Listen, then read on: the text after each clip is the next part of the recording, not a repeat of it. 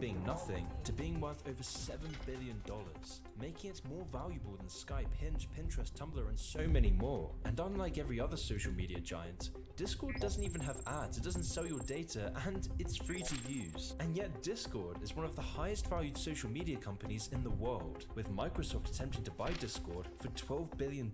But even this number wasn't enough for the Discord founders. They understood that Discord will be worth many more billions in the near future. Yeah, of course. Something doesn't make sense here. How is this possible? How can Discord be worth so much money? Well, there's a few explanations. Potential. One is that Discord has been rapidly expanding. In just 6 years, Discord has accrued over 300. It's potential and projections. That's it. 50 million Literally. users. This sort of growth is extremely rare, and it's put Discord in a crazy position, giving Discord leverage over everyone, and not just its users. We I'm talking know. about everyone. This became very clear on the 6th of January 2021. It was 8:17 in the morning, and in just 5.5 hours, the world would change forever. The Stop the Steal movement. Yeah. An app or a piece of software being valuated at certain amounts, right? Doesn't really usually mean that much. Okay. Remember when Snapchat was valued at a certain thing, and then what happened? The 2020 presidential election, and things would obviously be taken a little too far. 5 lives would be taken, 761 would be charged, and dozens would be imprisoned. Hatred was everywhere. America was more divided than ever. The US seemed to be on the brink of a civil war, of a revolution, and while many things were behind this, social media was one of the main catalysts. And in the following months, it was revealed that the main social media app behind this was Discord. It was this revelation that was one of the first major clues as to how Discord makes its money. And whilst it wasn't directly responsible for this attack, this event did uncover the true power of Discord. And it turned out that this was just the tip of the iceberg. You see, when I tried to work out how Discord really makes its money, I quickly realized how deep this rabbit hole goes. To understand this whole picture, we need to go back in time. The year was 2008, and a nerdy gamer called Jason Citron wanted to make his mark on the world, where he would go on to found a company called OpenFate. The idea was simple. OpenFate would be a social media site directly designed for integration with mobile games. And this idea at the time was kind of genius. OpenFate would integrate itself within the social structure of games, combining chatroom software, leaderboards, and achievements into one unified whole. Notable games that utilize OpenFate were we saw some other video. And in 2011, OpenFame would be sold to a Japanese company called Gree for the price of $104 million. And at the age of 26, Jason Citron was now a multi-millionaire. However, it wasn't all smooth sailing. Just before OpenFate's closure, disaster would strike Jason. A class action lawsuit had just been filed, with OpenFate being accused of mishandling user data, illicitly storing and selling this personal information, and for allegedly, quote, accessing, monitoring, and storing the unique device identifiers for mobile devices, along with personally other shit coming entirely, such as users' exact GPS location, internet browsing history, and Facebook and Twitter profiles. All of this without the notice or consent of the user whose private information was being sold. In fact, OpenFate's entire business model relied on the unauthorized What happens when somebody sells your information? What happens then? Access to personal data to pass on to buyers for profit. We're talking about everything: your age, gender, location, contacts, games, activity. But all of this wasn't a secret. OpenFate's employees knew this. But the thing is that if I'm gonna get some ads, I would have ads that suit my needs and things that I'd actually like than garbage ass ads.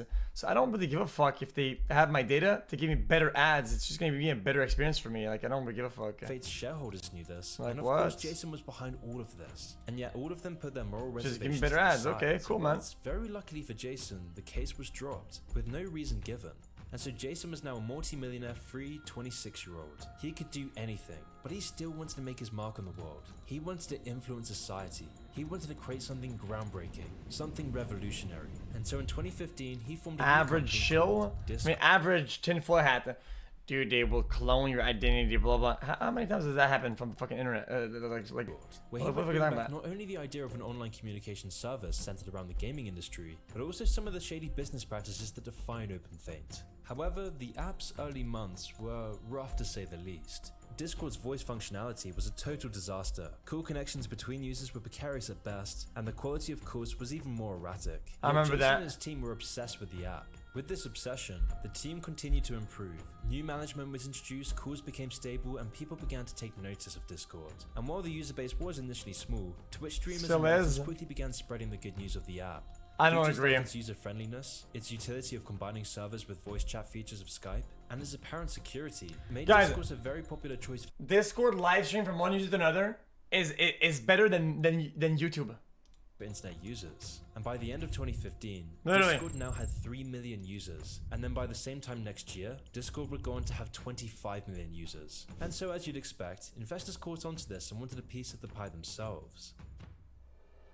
Now, investors weren't really after Discord because of its revenue figures, because Discord has never really monetized its vast user base. On the surface, Discord only makes its money through a subscription model Nitro. Initially, Discord Nitro could be purchased for $4.99 a month, and gave its subscribers access to very— After all these years, Discord, you still cannot delete logs, DMs sent, DMs received, nothing is deleted, nothing is gone.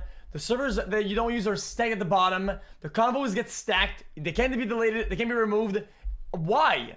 Why? customizations or upgrades such as I don't get it. packs, high Makes me quality video fucking sharing, and custom angry. emojis. How hard In can it be? 2018, Discord added new features such as server boosting and larger file uploads. And that's all well and good, until you do the math. In July of 2020, Discord purportedly generated $120 million from subscriptions. But then, how is Discord a multi-billion-dollar company if it's only generating $120 million from subscriptions? I mean, the company hasn't even had a year. I have dog shit logs that I sent from years ago to people, dude, and I never went back and deleted them. Why? Because it takes so much time.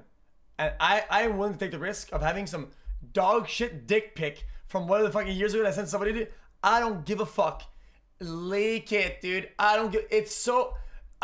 Dude, I don't nothing bother with that shit. So It's so much to go up and delete it, dude. Just at that point, just forget it, dude. No. Instead, Discord's business model is by getting investments. You see, Discord has been slowly growing in the shadows and is now set to take over the instant messaging industry. Through constant upgrades, Discord now has unrivaled value. Low latency, easy communication, great servers, no ads, no data selling, and no fee makes Discord perfect, giving millions immense value for free. And by providing better value than other messaging apps, Discord's growth is now unstoppable. With 150 million active monthly users, Discord now has 3 times Reddit's active user base, and could soon have over 500 million active users in just a couple of years. By growing its user base, Discord has grown its investments, and by inflating its value, Discord is patiently waiting for the opportunity to sell. You see, these big tech companies like Discord have a very strange business model where they become worth billions of dollars while being unprofitable and lacking any long-term plan to make money. All that matters to these companies is so big and that has a lot of power, and power is very is the scale of their user base. And so it's not hard to see why Very so valuable. many companies wanted a piece of Discord. In fact, this is why Discord has been doubling down on expanding its audience and providing as much value as possible. By investing in making the app the best it can possibly be, this then brings in more users, which then brings in more investors. More investors means more investing into the app, which means more users and repeat. By continuing this cycle over several years, Discord is set to become a billion-dollar juggernaut. But this cycle can't go on forever. At a certain point, Discord needs to make a profit. Unless, of course, they sell the company, which is the final step in the Silicon Valley business model, where you artificially pump up your value and then sell your company to a big tech giant. And this is exactly what happened to Discord. In 2021, this Silicon Valley dream fell into Jason's lap, with Microsoft offering And for streamers, they pump up their analytics with dog shit and they sell out to another company. $1 billion for the company. Jason's vision had come to life. This was the opportunity he'd worked so hard to create. But strangely, he actually turned down this offer. Why? Well, in 2020 alone, Discord had generated $500 million from investors. Current investors seeding this round include Benchmark, Greylock Partners, Index Ventures, and Spark Capital, the same parent company behind Snapchat. Everyone was in on Discord. And this is one of the ways Discord can make so much money, by selling parts of their company and the access to data that comes with it. And this is quite sinister on its own, but the one name that stands out from the rest of these investment firms and makes the problem so much worse is Tencent. Now, it's important As I far as give I'm some concerned, I'm backstory still on on you. I'm Tencent. still In January Twitch. 2021, Tencent was valued at almost $1 trillion. They are a modern titan, and Tencent, like any other large company in China, is effectively a commercial branch of the CCP. But how did they come to hold such a position of power over the world's economy? Tencent is just an extension of the CCP. It is a communist company, and back in the day, they were a government mobile provider. They quickly expanded into video games and direct messaging, and in recent years, they're taking over the world. Why, they're owning communists? majority equity in Riot Games, investing in Reddit, and founding one of the biggest social networks, WeChat. Why, which they has use all the most extreme capitalist concepts. How are they at the core roots a communist. over 1 billion users worldwide, but it's important to note that they only have this control because the CCP allows them. What? And the CCP Doesn't make sense only to me. allows them to have this power as Tencent has to follow the Chinese government's orders. And that's why if you're registered to a Chinese mainland phone number, then Tencent will actively censor and track the messages that you send. Tencent also tracks users' locations, and even more terrifyingly, the messages they send through basic text messaging. And Tencent's control doesn't just stay within the Chinese borders. In the 2019 Hong Kong elections, Tencent suppressed all information on WeChat regarding the elections and even banned people who lived in the US and Canada for discussing the elections. These are just the companies that are subsidiaries of Tencent, but Tencent has far more control than this. Tencent is the CCP's social media giant, and if there's anything scarier than big tech oligarchs, it's CCP big tech oligarchs. To expand China's cultural influence, Tencent has been buying up stakes in some of America's biggest tech giants, most notably buying a 38% share in Discord, which is very problematic when you take a look at recent No Steam. Why? 'Cause I think Steam believes in free market and pure juice, and Steam doesn't need anybody. Steam just is. Chinese politics, like the CCP's new national intelligence law, a law that makes all citizens and companies legally obliged. Aren't they to help the private? government Yeah, gather I'm pretty they're foreign private. Intelligence on the data of billions around the world, all while keeping any cooperation with the government a secret. And so when you understand that Tencent is just a subsidiary of the Chinese government, it's not hard to imagine why Tencent has suddenly bought shares in over 600 companies, at exactly the same time that the Chinese law required its companies to share user data with Beijing. And all while this was happening in China, Discord was just starting to blow up. That's why Tencent was so quick to buy up 38% of Discord. 38! So Tencent, a malicious, hostile, communist-run company, now has the majority control of Discord. This is very, very concerning. And combined with Jason's dodgy password data, this starts to pose some serious questions about Discord itself. And especially about how Discord He makes probably money. loves You it. see, Discord has a habit of saying that Discord would never sell your data, that Discord is private and that you're always protected. But this couldn't be any further from the truth. Discord always talks about its privacy policy with quotes such as, "We make money from paid subscriptions and the sale of digital and sometimes physical goods. Tencent not has my from dick. selling your personal So? information to third parties," end quotes. But Discord isn't being completely Enjoy forthcoming. it! You only need to scroll down a little bit to see what they're really doing with your data. Quote, "We may share information with vendors we hired to carry out specific work for us. We may also share limited information with advertising platforms to help us reach people that we think will like our products and to measure the performance of our ads shown on those platforms. We do this to help bring more users to Discord and provide the only platform required to facilitate these services. This may include information like the fact that you installed Camille! our app or registered to use Oh my Discord." God. Adding that quote, "We may share information with our related companies, including parents, affiliates, subsidiaries, and other companies under common control and ownership." So taking this into consideration, it's becoming apparent who Discord really provides value to. And so it might not be a coincidence that Discord happens to be very bad What kind with of your chair are these? value too. And so it might not be a coincidence What kind of chair are these? that these Discord happens to Aerons? be very bad with your What are personal these? information. Look like example, right Aerons. now, you might start to feel weird about having Discord and decide to delete Not it. bad. But when you try to delete the app, you'll realize Good your choice. account was never deleted. You were just under the illusion that it was. For 2 weeks, you'll ostensibly have a choice whether to permanently ban your account or not. And after the 2 weeks, the account will seemingly be deleted, where all your data Surely. will be wiped from its servers. I don't Except believe that for a that's not second. the case with Discord. Instead, all of your data is stored within Discord servers, even when you've deleted your account, always storing this very useful data. And so, where is this data going? Well, obviously, it's impossible to Chat, maybe I'm wrong with this. I feel like user data is so cheap to conserve compared to all other dog shit that they even when you're fully deleted, why not keep a copy of it? I'm sure they do have a copy of it. pinpoint exactly, but when you understand that Tencent, Discord's major shareholder, who by law must send all data back to the Chinese government, starts to raise some questions, which is honestly terrifying considering how much data Discord is accruing. As Discord scales by That's hundreds illegal. of millions a year, so does Dude, its control. you know how many things people do in tech that is illegal, especially on the internet and especially some of these companies? Dude, sometimes half the shit they do is illegal. What about it? So? Global populations. Nobody data, enforces this because shit. Discord tracks every click and every word you It's not type, enforced your for age, shit. Your gender, your location, your contacts, your games, your activity, your social media accounts, your secrets. Every keystroke, every mouse click, every message, everything about you. It's logged in not. Discord No servers. shot. Which, when you think about it, is pretty wild because even Facebook, Wait, is it starting a already? company whose CEO calls its users dumb has more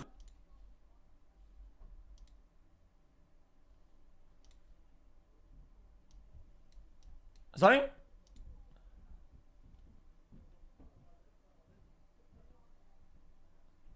That video was kind of weird. Facebook, a company whose CEO calls its users dumb is more private than Discord, because Facebook, like most social media, is end-to-end encrypted, meaning that your private messages can't be accessed by anyone else. However, on Discord, a private message to your friend is never actually private. According to the Mozilla Foundation, Discord doesn't have end-to-end encryption like other messenger apps, such as WhatsApp or Facebook Messenger. So then Discord's not only storing data on everything you type, every game you play, and every thought you have, but Discord is now also vulnerable to hackers stealing this data because of its weak encryption. Just one breach in Discord servers means hundreds of millions of people's personal information is now public to the world. And since Discord's owner Jason has a past fraught with lawsuits and controversy for his handling of personal data, it's not hard to see where Discord's true value lies. And this is where things take a very sinister turn. So as we made clear, Discord isn't profitable, and unlike every other social media site, Discord is rejecting lucrative acquisition offers from major tech giants, which is a very risky move considering that Discord has no long-term plan and offers little room for progress or even profit. And yet, Tencent continues to invest in Discord, taking an active interest in trying to acquire the company fully. So why is Tencent so obsessed with Discord? Well, by now it should be pretty clear. Tencent isn't risking hundreds of millions to connect people together and make the world a better place for free. Tencent is doing this to buy Discord's user data because Tencent is in the surveillance business. It is the biggest communist-run global surveillance system in living history, and the more data Tencent acquires, the more powerful Tencent becomes. This is Tencent's business model, and when Tencent's power increases, so does the CCP's. You see, Tencent could try to make its own social media site in the West, but instead it's far more easy to get millions of users by investing in the fastest growing social media companies with the largest user base. So of course Tencent has been leeching onto Discord's success, because the more data points they have, they can then combine this with all their other 600 investments to get an even clearer profile of the global population, making it easier to not only sell you things, but also to progress the CCP's 2049 ambition. Now it might sound like I'm getting a little carried away here. I mean, Discord's just a messenger app. What does any of this have to do with the CCP's 2049 ambitions? There's nothing to worry about, right? Chinese intelligence agencies have a long history of hacking data from foreign companies. As far back as 2000, according to Steve Ryan, the former deputy director of the NSA, US officials have observed Chinese cyber operations aimed at piercing US defense contractors, something that was occurring on a quote regular basis by around 2006 onwards. The Chinese were robbing the defense industrial base blind. These cyber incursions became a regular practice, with Chinese state hackers successfully compromising the Pentagon 20 times in a single year. And in 2018, Chinese operatives successfully hacked a US Navy contractor, stealing highly sensitive information related to the development of submarine missiles. And now in the 2020s, US security officials are deeply worried since privately owned Chinese companies are now acting as the tendrils of the Chinese government. It was for this reason that Tencent's WeChat app was recently banned in the US, and TikTok is getting banned in countries all around the world, and was almost actually banned by Trump. But by this point, it's too late. This can't be contained. Tencent is now invested in the biggest social media companies in the US, companies like Reddit and Snapchat, and also some of the biggest social games like League of Legends and Fortnite, with all of these apps and games happening to be free to use, all because it's their vast user base that grants immense value to Tencent and the CCP. This isn't a normal money game, which is why Tencent's most lucrative investment is with Discord, an app that will soon be competing with WhatsApp Scale, all while being unencrypted and compromised by Tencent's data harvesting. Now, some of you might think that this sounds like just some stupid online conspiracy, but I promise you, it's really anything but. In recent years, China has been mining Western data to equip its government agencies with more leverage over the world. The Washington Post, of all media companies, actually reviewed bidding documents and contracts for over 300 Chinese government projects since 2020, and they found orders for software designed to collect data on foreign targets from Western social media. The documents, publicly accessible through domestic government bidding platforms, also show that agencies include the state media, propaganda departments, police, military, and cyber regulators are all invested in more sophisticated systems to gather data for the CCP. Quote, "Now we have a better understanding of the anti-China underground network," said a Beijing-based analyst who works for China's Central Propaganda Department. And all of this global surveillance is part of Beijing's larger push to use big data and artificial intelligence to improve its international propaganda efforts, whilst also building a network of early warning systems that sound real-time alerts when trends threaten Beijing's interests. So why is China doing this? Well, Michael Pillsbury presented a lot of data in the 100-year marathon to argue that Chinese leadership has a systematic strategy to overtake the US as the world's dominating power, and they hope to complete this project by 2049. This is China's 2049 plan. It is of paramount importance to Xi Jinping, as this is the 100-year anniversary of China's communist revolution. This is deeply embedded within the Chinese government. For more than 50 years, this message has been thoroughly documented in Chinese literature and is a central part of China's education system and their People's Liberation Army. There is absolutely no doubt that Chinese leader Xi Jinping is dead set on ruling the rest of the world. In fact, these are his own words. This is his guiding message to party members and the public. And this really shouldn't be a surprise. Grand visions of world dominance have always been a component of communist beliefs, and Xi Jinping sees himself as the one who will fulfill China's destiny, all while the West completely ignored this for decades. We just thought of China as the place that makes our iPhones, and China played along with this, convincing Western politicians and business elites that China was moving towards democracy and capitalism. In reality, we funded China's rise. We fueled their ambition to take over the world. I mean, it's so common now for Western companies to voluntarily give away trade secrets in the hope of gaining access to China's massive market. And by doing this, companies always have to toe the party line. And we're talking about the huge companies that influence trends in Western society. Disney, the NBA, Nike, Apple all caved to the whims of the CCP. And this whole process isn't an accident, but rather part of China's long-term strategy. A long-term strategy to influence global events for a profit, using enormous amounts of data and cutthroat business practices to dominate the West. And these effective and downright ruthless actions taken by the CCP aren't being used against China. In fact, the whole Chinese government is set up in this authoritarian capitalist model to succeed where the West fails. They have Orwellian strength and the money to fund it, which is why every major Western social media site is blocked in China, not to mention all the addictive social games like Fortnite being banished from the country, because by doing this, China stops the West gaining any data on the Chinese population. They understand how powerful it is to harvest all of this data. There is nothing the US or Europe can do to gain any tiny fraction of China's data on us. Tencent and ByteDance, the company that owns TikTok, now control all millennials and Zoomers' entire virtual lives. We've been beaten in a fight we didn't even know existed. And in the news, we always see Facebook, Twitter, and Amazon being questioned for their data handling. But the news, commentators, and media flat out ignores the widespread data harvest performed by the CCP, or more officially Tencent and ByteDance. So then it all comes back to the point, is Discord really free? I mean, Discord provides great value to its users, but the true value of Discord is to its majority shareholder Tencent. And as Discord comes to rival WhatsApp in the messaging industry, huge chunks of the world's data will always be under the watchful eye of the CCP, which is what made January 6 so scary. Because as I mentioned at the start, Discord was revealed to be the main social media platform behind these riots. This was evidenced by the insurrection being planned on Discord for weeks. 18 publicly accessible Discord servers showed how planned the attempted coup on January 6 was. It was revealed that over 2 million Discord messages were behind this insurrection, messages that connected supporters together, with all of them sharing the desires to see violence take place and sometimes bragging about their adventures during the storming of the Capitol grounds. Now obviously I'm not saying that Discord is directly responsible for these riots, and while the riots were concerning and said a lot about how divided we've become, there's something way more disturbing about these riots, which is that all this data collected in the build up to the riots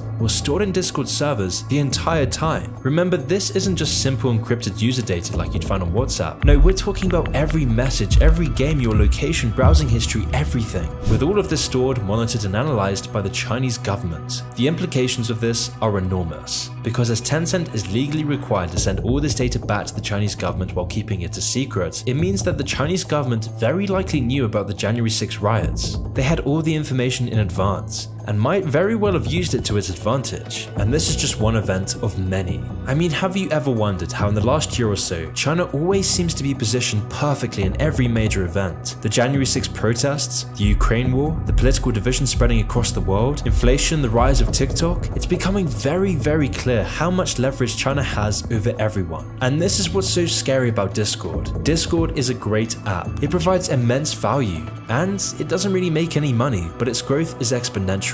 And just by judging how useful this app will be in the future, it's only a matter of time for Discord to rival WhatsApp, because no app competes with Discord's utility, which is the perfect news for Tencent. This gives Tencent access to untold millions data, allowing China to predict events, riots, general instability, and the attitudes of entire countries and their worldviews. By understanding entire populations, China can use this to always position itself perfectly, always using this data for its advantage. So as Discord grows, so does China's control of the global population. Because if you are not paying for the product, you are the product. We're living in a time of incredible opportunity, especially when it comes to growing your money. And a large part of that opportunity is in the global fintech market. It's anticipated to grow by 20% over the next 4 years, eclipsing a value of $305 billion. Which is perfect timing because with the unprecedented volatility and high inflation rates, JP Morgan recently stated that alternatives are no longer optional. And to meet this increased demand for alternatives, these fintech platforms are stepping up, giving people access to investments they would have only dreamed of in the past. And one of my favorites offers a unique asset that's been long celebrated as a way to store wealth. In fact, the ultra wealthy have been using it for decades, and now 85% of wealth managers recommend modern investors do too. But where previously it's been far out of our price range, now it can be yours in a few clicks thanks to Masterworks. Masterworks is a revolutionary investing platform that lets you become a stakeholder in multi-million-dollar artworks without needing millions yourself. And since I've started talking about them on the channel, they've been blown away by the response from you guys. I'm not exaggerating, Masterworks sent me the stats. We've invested over $100,000 in their platform from over 2,000 accounts. That's 100k into paintings by Banksy, Picasso, just to name a few. It may sound incredible, that level of participation, but not if you know that so far, each of the 3 paintings Masterworks has sold has returned over 30% net IRR to their investors. Now I have to legally add that past performance doesn't guarantee future results, but 30+% is pretty amazing, so if you want to join other Moon subscribers, it's as easy as clicking my special link in the description to skip their waitlist and get started on Masterworks.